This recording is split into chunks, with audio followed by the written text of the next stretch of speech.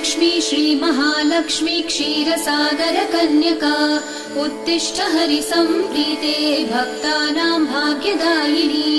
श्रीलक्ष्मी श्रीमहालक्ष्मी क्षीरसागरकन्यका उत्तिष्ठ हरिसम्प्रीते भक्तानां भाग्यदायिनी।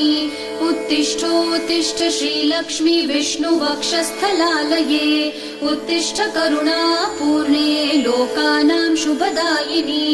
उत्तिष्ठोत्तिष्ठ श्रीलक्ष्मी विष्णुवक्षस्थलालये उत्तिष्ठ करुणापूर्णे लोकानां शुभदायिनी। श्रीपद्ममध्यवसिते वरपद्मनेत्रे श्रीपद्महस्तचिरपूजित पद्मपादे श्रीपद्मजातजननी शुभपद्मवक्त्रे श्रीलक्ष्मी भक्तवरदे तव सुप्रभातम्।